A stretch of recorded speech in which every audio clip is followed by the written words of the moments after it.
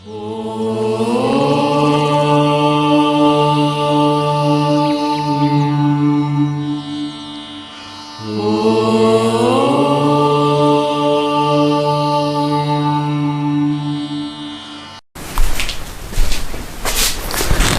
साथियों, मैं पंकज सिंह एक बार फिर से आपका इस channel whistle with Pankaj Singh पर स्वागत करता हूं।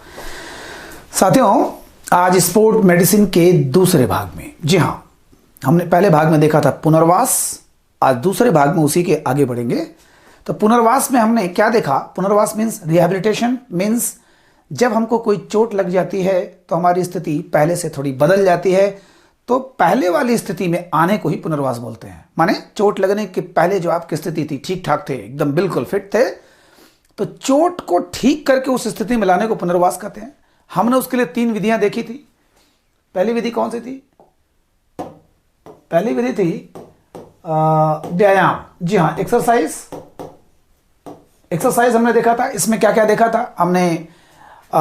Active exercise, passive exercise, stretching व्यायाम, पावर बिल्डिंग व्यायाम, स्टेमिना, ना, काइनेटिक, आइसोकाइनेटिक, ये सारी चीजें हमने देखा था किसमें? व्यायाम में। आप अगर नहीं देखे हो तो पहला पार्ट जरूर देख लेना, ठीक है?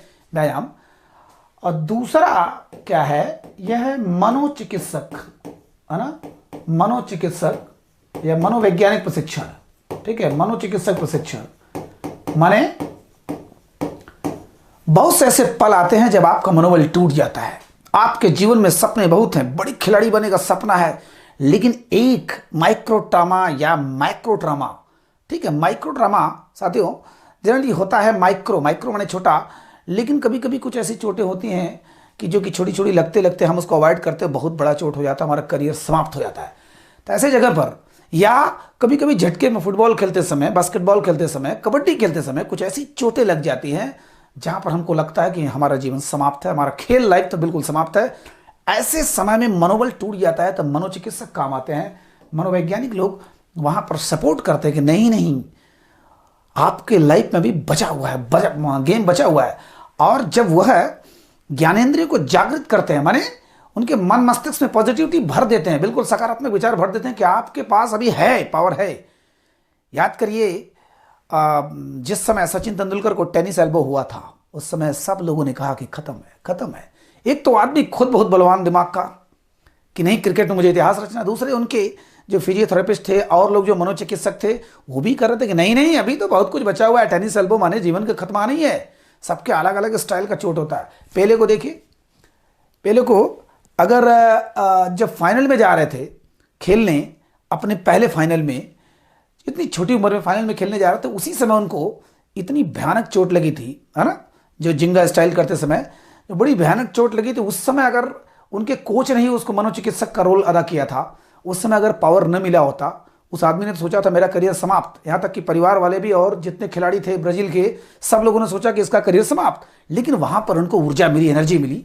तो ऐसे समय पर जब खिलाड़ी को यह लगता है कि हमारा जीवन समाप्त हो गया, खास करके स्पोर्ट लाइफ, तब वहाँ मनोचिकित्सक उनको संबल प्रदान करते हैं, मनोबल देते हैं। और मनोबल से बड़ा फायदा होता है। जब हमारे मस्तिष्क में पॉजिटिविटी आती है तो हमारे शरीर की, जान लीजिए, सेल्स बहुत तेजी से काम करता है, अच्छे ढंग से काम करता है, बड़े जल्दी ठीक होता है। तो इससे भी पुनर्वास होता है। किससे? मनोचिकित्सकीय प्रशिक्षण से। तीसरा है चिकित्सा, यानी अब अंतिम ऑप्शन क्या है? चिकित्सा। हम लोग जब गांव में जो रहते हैं, जब पहली बार चोट लगता है तो कोई देशी वैसी दवाई करते हैं, फिर उसके बाद किसी से पूछ के कुछ और ढंग से देखते हैं। जब सबसे हार जाते हैं तो क्या होता है? थर्ड ऑप्शन तो है ये, चिकित्सा। अब चाहे होम्योपैथ चिकित्सा हो, चाहे एलोपैथ हो, चाहे, है ना, आयुर्वेदिक हो, चाहे जो भी हो, चिकित्सा हम लोग करते हैं। तो हमारे इस स्पोर्ट्स मेडिसिन में चिकित्सा जनरली एलोपैथी होता है, लेकिन उसमें भी कई कैटेगरी होती है, हम लोग देखेंगे। तो चिकित्सा में सबसे पहले आपको पता है कि फर्स्ट एड होता है। फर्स्ट एड, पहली एड माने सहायता, माने पहला जो सहायता देना चाहिए, खास करके जब किसी को चोट लग जाए, कट जाए, टूट जाए, जल जाए, गिर जाए, कहीं पर कुछ फ्रैक्चर आ जाए, तो ऐसे समय में डॉक्टर के पास पहुंचने में पता नहीं कितना समय लगेगा। हो सकता है आपके घर से डॉक्टर बहुत दूर हो, बहुत समय लग सकता है। तो उस समय अगर फर्स्ट एड आप चिकित्सा नहीं देते हैं, साथ ही हमको पता है कि अगर आपने बीपीएड एमपीएड किया है, टीजीटी पीजीटी की तैयारी कर रहे हैं, तो ये पता होगा फर्स्ट एड होता क्या है। लेकिन इसमें कुछ और चीज़ें हैं जो मैं आपको बताऊंगा इसके अलावा। तो फर्स्ट एड पहले होना चाहिए, माने आपके पास कम से कम टॉनिक बैंडेज होना चाहिए, पट्टी होना चाहिए, आपके पास बर्नॉल वगैरह माने जलने की चीज़ होनी चाहिए, प्लस कुछ मेडिसिन जैसे स्टेरॉइड मेडिसिन होनी चाहिए, माने आपका दर्द निवारक दवाइयाँ होनी चाहिए, कुछ ना कुछ ऐसा होना चाहिए जिससे आपको फ़ायदा हो। स्पेशली ये जो हम लोग चर्चा कर रहे हैं ये स्पोर्ट्स के लिए ज़्यादा है, क्योंकि एक नॉर्मल इंसान ठीक हो सकता है, थोड़ा बहुत लेट अवेयर हो चलेगा, बट स्पोर्ट का पता चला कि ओलंपिक सामने आज आपको चोट लग गया तो जल्दी से जल्दी रिकवर रिहैबिलिटेशन होना चाहिए, पुनर्वास। इसलिए फर्स्ट एड का उनके जीवन में ज़्यादा महत्व है। तो इसमें पहले प्रयोग होता था राइस का प्रयोग होता था थ्योरी, अब होता है प्राइस। ठीक है, माने जो लोग पहले खूब चावल खाते थे अब उनको कीमत पता चल रहा है कि पेट का कितना रोग हो रहा है और मोटापा से लेकर के एक कोलेस्ट्रॉल कितना बढ़ रहा है, ये राइस और प्राइस का अंतर अब समझ में आ रहा है। ठीक है, हालांकि प्राइजेस भी यूज होता है, तो राइस जो था उसी का थोड़ा सा एक्सपेंडेड फॉर्म है प्राइजेस। देखते हैं हम लोग प्राइजेस में क्या आता है। चिकित्सा अब चल रहा है, पहली चिकित्सा पहले छोटी चिकित्सा है ना, फर्स्ट एड। तो P for protection, P for protection, ये जो पी है पी फॉर प्रोटेक्शन मीन्स सबसे पहले तो हम सुरक्षा करेंगे, जहां पर चोट लगा है उसको फिर से चोट न लगने दें, उसको ढक करके रखिए, है ना।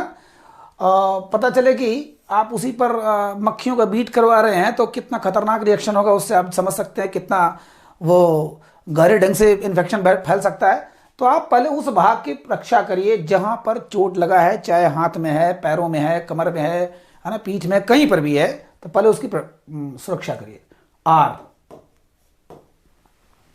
आर से होता है रेस्ट। दूसरी बात, कितने लोग होते हैं, है ना, आपने माइक्रो ट्रमा का नाम सुना होगा साथियों। माइक्रो ट्रमा माने छोटी छोटी ऐसी चोटें जो बार बार लगती है, हम अवॉइड करते हैं, बाद में बहुत बड़ा हो जाता है। और मैक्रो ट्रमा माने झटके में लगता है तो जरूर है लेकिन ठीक हो जाता है। तो कभी कभी कुछ लोग होते हैं सोचते हैं कि हम बताएं ना, और पता चला कि हम बता देंगे तो हमको रेस्ट करा देंगे। खास करके क्रिकेट में ज़्यादा होता है कि हम बता देंगे हमको यहाँ चोट लग गया तो हमको बैठा देंगे कई मैचों के लिए, बताते नहीं और वो बड़ा प्रॉब्लम कर जाता है। तो अगर आपको चोट लगता है तो ऐसी गलती न करें, पहले तो रेस्ट करना चाहिए। ठीक है, यहाँ बोलता है स्पोर्ट मेडिसिन बोलता है कि पहले आप रेस्ट करो, कम से कम कितने, कम से कम 15 से 20 मिनट तक रेस्ट करिए। ठीक है, तब जाकर के उस संवेदनशीलता थोड़ी समाप्त होगी, तब जाके कुछ काम करेगा, तो वहाँ जो भी दवा करना है वो होगा। आई माने आइस, आइस सबको पता है बर्फ कितना फायदेमंद होता है किसी चोट पर, लेकिन हाँ जिनका एलर्जिक, एंटी एलर्जिक मतलब अगर वो एलर्जी ना हो उससे, तब पता चला कुछ लोगों को बर्फ रखने से बड़ी एलर्जी होती है और ज़्यादा साइड इफेक्ट होने लगते हैं, तो ऐसे लोगों को बर्फ नहीं रखना चाहिए। बट फिर भी आइस का प्रयोग सबसे बेहतरीन माना जाता है। ठीक है, जलने पर भी हर जगह आइस का प्रयोग माना जाता है, चाहे वो कोलेट्रल पैक में हो चाहे वो नॉर्मल हो, जैसे भी हो। अब आता है सी, प्राइस, है ना, CE। सी मतलब होता है कंप्रेशन, ध्यान देना, कंप्रेशन। देखिए इसको फर्स्ट एड को हम लोग क्या बोलते हैं, हम लोग बोलते हैं थंब रूल। एक आध दो बार पेपर में आया है, इसमें अंगूठे का प्रयोग भी खूब होता है, थंब रूल भी इसको बोलते हैं फर्स्ट एड को। या ये कहो कि फर्स्ट एड में इसको थंब रूल बोलते हैं, प्राइस को। ठीक है, थंब रूल भी बोलते हैं, तो हम लोग थंब रूल सिस्टम पढ़ रहे हैं। तो इसमें क्या होता है, मान लीजिए इसमें एलिवेशन और यस में क्या हो जाएगा, स्टेबलाइजिंग। ठीक है, हम लोग देखते हैं प्राइजेस, हाँ यस। तो कंप्रेशन माने दबाव होता है, दबाना। ध्यान देना, जब कहते हैं कि हम लोगों को सांप काटता है, आज के ज़माने में ये सारी चीज़ें थ्योरी गलत होती जा रही है कि आपको सांप काटता है तो आप अगर यहाँ काटा है तो आप यहाँ पर जोर से दबाव दीजिए, कम से कम वो ब्लड का सर्कुलेशन तेज़ी से ना हो, क्योंकि जितना तेज़ी से जहर फैलेगा ब्लड में उतना ही तेज़ी से आप मरने के कगार पे आएंगे। तो यहाँ पर करता है कंप्रेशन, जहाँ पर चोट लगा उसके थोड़े से पहले, माने यहाँ चोट लगा है इसके यहाँ थोड़े से पहले आप थोड़ा दबाव डालिए। और किधर की तरफ, हृदय की तरफ, माने जिस तरफ हृदय है हृदय की तरफ, उसको प्रॉक्सिमल बोलते हैं, towards heart, proximal towards heart, माने यहाँ पर आप दबाव प्रेशर डालिए थोड़ा सा। और उसके लिए आप टॉर्निक बैंडेज का प्रयोग कर सकते हैं, है ना। टॉर्निक बैंडेज ये बड़ा सॉफ्ट होता है, बहुत ही, आजकल जैसे जो वेनफ्लैम वगैरह लगाते हैं उसमें टॉर्निक बैंडेज का, तो बहुत ही सॉफ्ट पट्टी की तरह भी होता है, कपड़े की तरह होता है। तो आप उसके थोड़े से पहले हार्ट की तरफ पहले तो आप दबाइए, मालिश करिए, मान लीजिए ऐसे है तो उसको आप टॉर्निक बैंडेज के यहाँ प्रयोग कर सकते हैं। ठीक है, कंप्रेशन, उसके बाद है एलिवेशन, चोट लगे भाग को उठाना, कम से कम हर्ट के से ऊंचा थोड़ा सा, ये हर्ट है, ये हर्ट से उठाना, पैर भी है तो ऊंचा उठाना, ठीक है। तो कम एलिवेशन माने उठाना, ठीक, एलिवेशन, कंप्रेशन, एलिवेशन, और स्टेबलाइजेशन माने स्थिर रखना, उसको कम से कम वहां पर ज़्यादा मूवमेंट न कराना, कुल करने के बाद। वैसे इसका प्रयोग अब नए नए ढंग से होने लगा, लेकिन ये प्राइस ही मेन होता है, ठीक है, प्राइस, ठीक है। उसके बाद हम लोग आते हैं, ये तो हो गया नॉर्मल में, बिल्कुल छोटी इंजरी के लिए पहले फर्स्ट एड बॉक्स, या कोई बड़ी इंजरी अगर है तो आप तो फर्स्ट एड बॉक्स से कुछ होना नहीं है, पता चला कि पूरा कट पिट गया है, कहीं गिर के टूट टट गया, हड्डी निकल गया, तो उसके लिए फर्स्ट एड बॉक्स अब सब कुछ नहीं करेगा।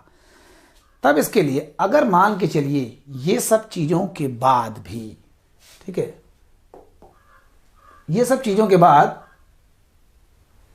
अगर आपको प्रॉब्लम हो रही है, ज़्यादा दर्द हो रहा है, तो क्या करेंगे आप लोग? उसके बाद एक आता है स्टेरॉयड इंजेक्शन, ठीक है। स्टेरॉयड इंजेक्शन, आपको पता है कि जब प्राथमिक चिकित्सा के बाद यदि आपको दर्द हो ही रहा है, नहीं आराम हो रहा है, वो तो पहला स्टेप है प्राइस, तो इसके बाद स्टेरॉयड इंजेक्शन लेते हैं। साथियों आपको पता होगा स्टेरॉयड इंजेक्शन के बारे में। स्टेरॉयड हमारे शरीर में बनने वाला एक हार्मोन होता है, हार्मोन आपको पता होगा साथियों। हम लोग जब अभी चलेंगे मतलब शरीर विज्ञान में, तब जम के पढ़ेंगे हार्मोन क्या होता है, लेकिन एक हल्का सा आपको आइडिया बता दूं।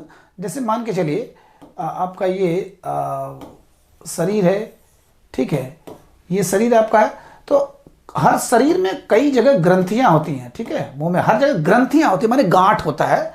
कल्पना करिए गांठ है, और जैसे आंख में भी अश्रु ग्रंथि है, जीभ में है ना, तो हर जगह गांठ होती है। उस गांठ में कुछ रस भरा होता है, कुछ जूस भरा होता है। कल्पना करिए, वो पीने वाला जूस नहीं, जूस भरा होता है। तो उसमें जूस दो तरीके से निकलता है, एक तो नली से निकलता है और एक बिना नली के।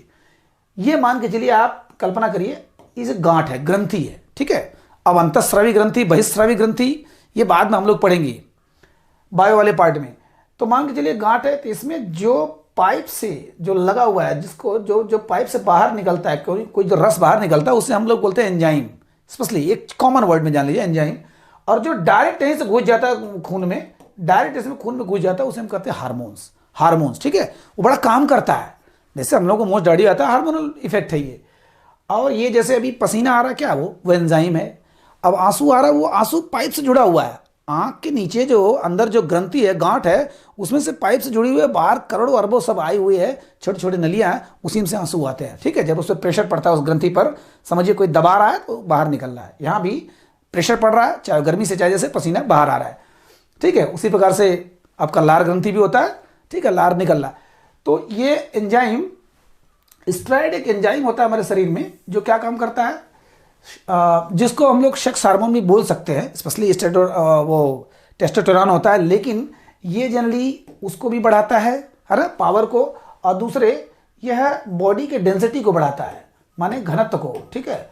बॉडी डेंसिटी माने ये जो हमारी बॉडी है फूलती है, तो इसको स्टेरॉयड इंजेक्शन लिया जाता है। तो इससे क्या काम होता है, पहले दर्द से राहत होता है, ठीक, बड़ा खतरनाक होता है। ज़्यादातर खिलाड़ी इसको लेते हैं, उनको पता है कि यह इन फ्यूचर बहुत ही डेंजरस हो सकता है, लेकिन लेते रहते हैं, क्योंकि खिलाड़ी के उस जवानी में जो रहता है कि हमको ये करना है, वो करना है, ऐसे करना, बाद में जो होगा देखा जाएगा। तो स्टेरॉयड इंजेक्शन फायदे तो होते हैं, है ना। सेक्सुअल डिसऑर्डर के लिए भी इसको यूज़ करते हैं। और दूसरे बॉडी पेन जब होता है तो लेते हैं, है ना। बॉडी पेन जब होता है तो बड़ा आराम करता है। और खास करके खिलाड़ी जो मसल्स बिल्डिंग के लिए इसको बहुत ज़्यादा यूज़ करते हैं, क्योंकि बॉडी जो मसल्स डेंसिटी जो बढ़ाता है ये, है ना, खास करके मसल डेंसिटी बढ़ाता है, घनत्व बढ़ाता है, ये ट्राइसेप्स बाइसेप बढ़ाता है। तो उसके लिए स्टेरॉयड इंजेक्शन का प्रयोग होता है, जबकि सबको पता है स्टेरॉयड इंजेक्शन बहुत ही डेंजरस होता है ना। ये प्रतिबंधित दवाइयाँ इसमें कई होती हैं। अब इसमें क्या क्या होता है, एनाबॉलिक क्या होता है हम लोग आगे पढ़ेंगे, सब कुछ पढ़ेंगे। तो दर्द से राहत करने के लिए स्टेरॉयड इंजेक्शन। और एक होता है, मान लीजिए सूजन है, तो हम लोग क्या करते हैं, एंटी इन्फ्लेमेटरी ड्रग्स, है ना। हम लोग कहते हैं non steroidal anti inflammatory drugs. इसको अगर हम पूरे भाग में देखें, non steroidal anti inflammatory drugs, एनसेड जो होता है, आपने इसको पढ़ा होगा, देखा भी होगा, इसको हम लोग आगे पढ़ेंगे। तो नॉन स्टेरॉइडल, एक तो स्टेरॉइडल इंजेक्शन ले रहे हैं और दूसरे नॉन स्टेरॉइडल में कई चीज़ें आती है, इसको हम लोग जो टेक्निकल साइड है उसको बाद में पढ़ेंगे। बस इतना जानिए कि सूजन और दर्द अगर दोनों हो रहा है, दर्द भी है सूजन है, पक्का है सूजन है तो दर्द होगा ही। हाँ, कभी कभी थोड़ा सा शून्य होता है, उसमें ज़्यादा दर्द नहीं होता। तो एंटी इन्फ्लेमेटरी माने सूजन निरोधक जो दवा होती है, सूजन को गायब करने वाली दवाई होती है, उसको हम लोग क्या बोलते हैं, एंटी इन्फ्लेमेटरी या एनसेड ड्रग्स, है ना, एनसेड ड्रग्स। इसको अलग से हम लोग पढ़ेंगे क्या होता है जब ड्रग्स में पढ़ेंगे, है ना, वो एनाल्जेसिक क्या होता है और सारी चीज़ें क्या होती है। देखिए इसमें एक उदाहरण देखिए, इसमें वाले में होता क्या है कि इसमें जलन भी होता है, लालपन भी होता है और सूजन भी होता है, दर्द भी होता है माने, और फीवर भी होता है, हीट भी होता है माने, बुखार भी हो सकता है। तो कल्पना करिए आप, सबसे बड़ी कल्पना क्या करिए कि आपको एक बढ़िया सा चींटी काट लेता है, बढ़िया सा चींटी काटता है तो क्या होगा, पहले तो लाल हो जाएगा, दूसरे थोड़ा सा सूजन भी हो जाएगा, वहाँ जलन भी होगा, वहाँ थोड़ा सा गर्म भी होगा, ठीक है। और इन सब चीज़ों का जो हम लोग लेते हैं एंटी इन्फ्लेमेटरी ड्रग्स जब लेंगे तो वह सूजन वूजन चला जाता है। उसका कारण भी होता है ना कि वो जो केमिकल, जैसे चींटी फॉर्मिक एसिड जो छोड़ती है, तो जो केमिकल होता है हमारे बॉडी से मैच नहीं करता, इसलिए वो वहाँ पर वो रिएक्शन करता है। त्वचा अपने को बचाव के लिए सूजन वूजन कर लेता है कि मोटा कर लें और वो रिएक्शन ना कर पाए, ठीक है। उन दोनों में तालमेल नहीं बैठता है। तो एंटी इन्फ्लेमेटरी ड्रग्स ये होता है एनसेड्स में। और ये जो नॉन स्टेरॉइडल होता है, ध्यान दीजिएगा, अभी तो हम स्टेरॉइड पढ़ रहे हैं, फिर नॉन स्टेरॉइडल में कहाँ से हो गया, तो नॉन स्टेरॉइडल चीज़ें वही होती हैं लेकिन उसमें बस रिंग में वो छल्ले नहीं होते हैं, बाद में पढ़ेंगे हम लोग, इसको देखेंगे। बस इतना जानिए कि जब आपके शरीर में दर्द ज़्यादा है तो आप स्टेरॉइडल इंजेक्शन लेते हैं, है ना, मेडिसिन के रूप में भी कुछ आता है। और अगर सूजन दर्द दोनों है तो हम लोग एनसेड लेते हैं, उसमें एंटी इन्फ्लेमेटरी ड्रग्स ज़्यादा करके लेते हैं, ठीक है। ये दूसरा पॉइंट हो गया आज का।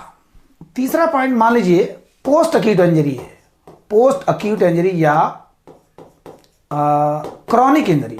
साथियों क्रॉनिक किसको बोलते हैं, जब चोट पुरानी हो जाए, है ना, माइक्रो ट्रॉमा, छोटी छोटी लगते लगते चोट पुरानी हो जाए, बहुत लंबी अवधि की हो जाए, इतने जल्दी आराम ना हो, तो उसको हम लोग बोलते हैं पोस्ट अक्यूट इंजरी या क्रॉनिक इंजरी, क्रॉनिक डिजीज हम लोग बोलते हैं ना। जैसे अब पैंक्रेटाइटिस हो गया, पैंक्रियाज में जो आपको प्रॉब्लम हो गया तो पैंक्रेटाइटिस, तो वह क्रॉनिक डिजीज बहुत पुरानी होती है, ऐसा नहीं कि एक दिन में हो गया आपको, ठीक है। आप पी रहे हैं, दारू पी रहे हैं, है ना, शराब पी रहे हैं, कम से कम 30-40 साल से आपका जो पैंक्रियाज सब डैमेज होता जा रहा है, फिर धीरे धीरे पैंक्रेटाइटिस होता है, माने एक प्रकार का वो कैंसर का रूप होता है, ठीक है। तो क्रॉनिक डिजीज जब होता है तो इसके लिए क्या थेरेपी का प्रयोग होता था, खास करके फिजियोथेरेपिस्ट, है ना, फिजियोथेरेपी का प्रयोग होता था जब पोस्ट अक्यूट इंजरी। ध्यान दीजिएगा, एकदम छोटी के लिए क्या फर्स्ट एड, थंब रूल, और उससे अगर आराम नहीं हो रहा तो स्टेरॉइडल इंजेक्शन और नॉन स्टेरॉइडल और एंटी इन्फ्लेमेटरी ड्रग्स लेते हैं। और उसके बाद अगर बड़ी चोट हो गई, ज़्यादा हो गई, तो हम लोग उसके लिए फिजियोथेरेपी का प्रयोग करते हैं। फिजियोथेरेपी में 2 नाम आता है साथियों बार बार। तो चिकित्सा शास्त्र के पितामह कौन माने जाते हैं, चिकित्सा शास्त्र के पितामह हमने चर्चा किया था इतिहास में, हिप्पोक्रेटस, ठीक है, हिप्पोक्रेटस ग्रीक के, यूनानी हिप्पोक्रेटस। और खेल चिकित्सा शास्त्र के, वेरी वेरी इंपॉर्टेंट, ये भी कई बार पेपर में आ चुका है, खेल चिकित्सा शास्त्र के पितामह क्या है, हेरोडिकस। कहा तो जाता है कि हिप्पोक्रेटस के ये ट्यूटर थे, माने इनको पढ़ाए थे, हिप्पोक्रेटस को ये पढ़ाते थे, ठीक है। इन्होंने 2 चीज पर बड़ा बल दिया, मसाज और डाइट पर। किसने, ये हेरोडिकस ने मसाज और डाइट पर बड़ा बल दिया कि अगर आपके शरीर में तेल का, घी का, किसी भी चीज का, मैं कह रहा मसाज करें बढ़िया से। आप देखिए आज भी पहलवानों में खूब बकायदे मसाज किया जाता है, वो कुश्ती से ज्यादा, पहलवानी से ज्यादा, माने एक्सरसाइज से ज्यादा मसाज पर जोर देते हैं और बहुत ताकत देता है वास्तव में। आज कहा जाता है कि जिसके आर्थराइटिस हो या और भी जो है ना, ये रोमेटिक प्रॉब्लम हो, गठिया का प्रॉब्लम हो, तो सूअर की चर्बी को मालिश करते काफ़ी आराम होता है। बट मालिश की तरह होना चाहिए, ठीक है। कहते हैं नहीं आराम नहीं किया, एक तो घिनाएंगे, दूसरे आराम नहीं किया थोड़ी देर बाद। तो हेरोडिकस थे खेल चिकित्सा शास्त्र के पितामह हेरोडिकस, और चिकित्सा शास्त्र के पितामह हिप्पोक्रेटस, ये इनके ट्यूटर थे, ध्यान दीजिएगा। और मसाज और डाइट पर ये बहुत जोर देते। डाइट माने आपका भोजन अगर सही नहीं है ना, तो कितने भी आप व्यायाम करते रहिए, आपके भोजन में अगर कैलोरी है ना नहीं है, आपके प्रोटीन नहीं है, विटामिन नहीं है, या फिर उसको ज़्यादा हो तो बर्न करने के लिए कोई सिस्टम नहीं है आपके पास, तो मिला जुला करके अगर आपका डाइट सही नहीं है, सारी चीज़ें सही नहीं है, बैलेंस नहीं है, तो जान लीजिए आप बेकार है, सारी एक्सरसाइज बेकार है। ठीक है, तो खेल चिकित्सा इन्होंने कहा। अब इन्होंने कहा कि हाँ, ये सबसे बड़ी फिजियोथेरेपी, ध्यान दीजिएगा, इन्होंने अपने चिकित्सा में फिजियोथेरेपी का प्रयोग किया था, दोनों लोगों ने फिजियोथेरेपी। आज हम फिजियोथेरेपिस्ट देखते हैं, जब चोट लगता है तो तुरंत देखिए ग्राउंड में भाग कर आते हैं फिजियोथेरेपिस्ट, बड़े अच्छे पेमेंट पाते हैं, बहुत अच्छे, है ना। खास करके ये पोस्ट बड़ा डेंजरस हो चुका है, माने बहुत खतरनाक हो चुका है। खतरनाक इन द सेंस कि बहुत अच्छा है, बहुत ज़्यादा इसका महत्व बढ़ गया है। ठीक है, तो ये दोनों लोगों ने, इन दोनों ने फिजियोथेरेपी का प्रयोग किया था अपनी चिकित्सा पद्धति में 5वीं शताब्दी में। कल्पना करिए 1500 साल पहले, 1500 साल पहले इन्होंने इस्तेमाल किया था फिजियोथेरेपी का। आज तो अनिवार्य अंग बन चुका है हमारे स्पोर्ट मेडिसिन का। ठीक है, स्पोर्ट इंजरी का। अब आते हैं चौथी चीज कि थेरेपी। थेरेपी क्या होता है? ठीक है, थेरेपी, चौथी चीज में आएंगे थेरेपी। अब विभिन्न प्रकार की थेरेपियां हैं जिसके माध्यम से इलाज होता है। हम लोग इसको है ना 1 बाय 1 देखेंगे, बस नाम देख लेते हैं। थेरेपी का प्रयोग देखिए, ये इतनी थेरेपी है, तो इसमें हम लोग जो बोलते हैं इसको बोलते हैं हाइड्रोथेरेपी। बहुत सी थेरेपियां हैं जिसमें हाइड्रोथेरेपी सबसे ज्यादा है, सबसे बड़ा है।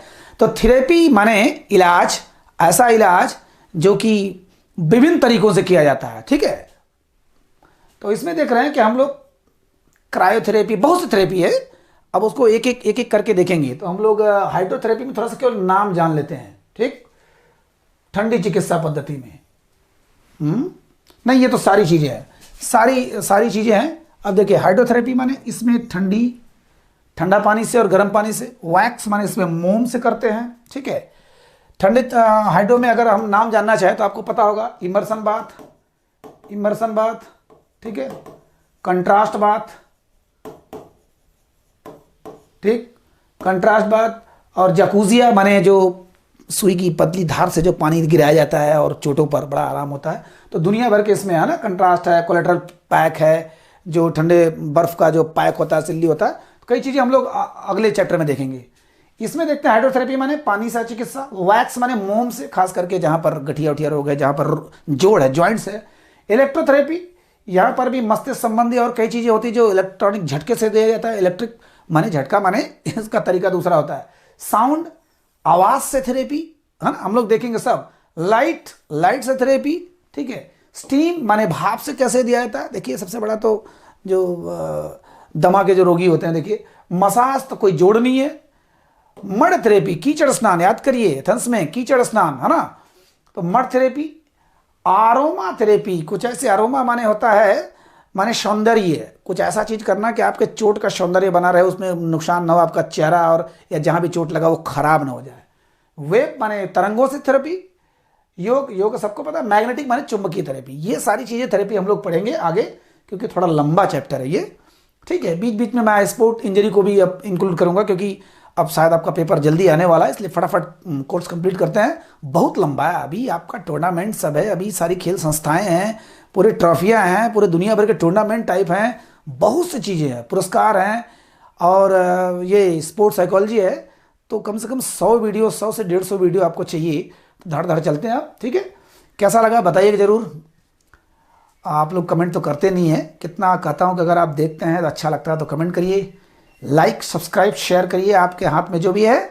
अच्छा लगता है तो थोड़ा सा मनोबल ऊंचा होता है, लेकिन हालांकि मेरा मनोबल इतना कमजोर नहीं है। आप करो न करो, मैं हमेशा ऊंचा रहूंगा। ठीक है, नमस्कार।